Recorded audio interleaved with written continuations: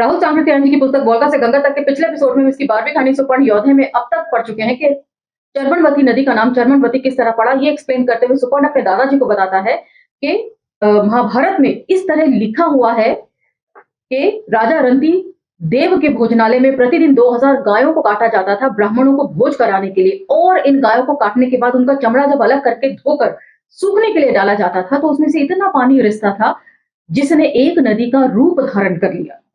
ये सारी बातें सुनकर सुपर्ण के दादा बहुत हैरान रह जाते हैं। उसके बाद सेम यही रेफरेंस जो है सुपर्ण कालिदास पर इल्जाम लगाते हुए भी कहता है कि मेघदूत में कालिदास ने इस तरह की बात खुद ही लिखी है।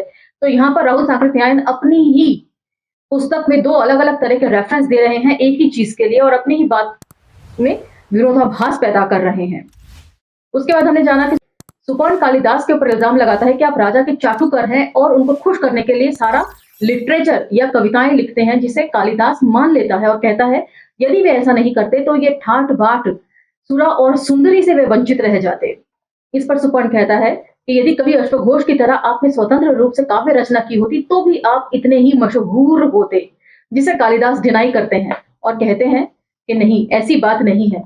और अब तो देखना राजा विक्रमादित्य का बेटा कुमार गुप्त को जो है कुमार संभव में वो शिव के बेटे कार्तिकेय के रूप में जब उसका प्रचार प्रसार करेंगे तो उनके पास कितनी धनराशि इकट्ठा हो जाएगी। और साथ ही कालिदास ये भी कहते हैं कि गुरु वशिष्ठ और विश्वामित्र ने भी सब कुछ सुरा और सुंदरी के लिए ही किया था।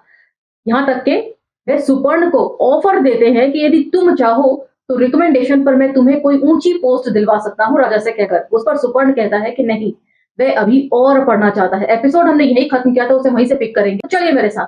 जय भीम, मैं शालिनी और आप देख रहे हैं अम्बेडकर नामा।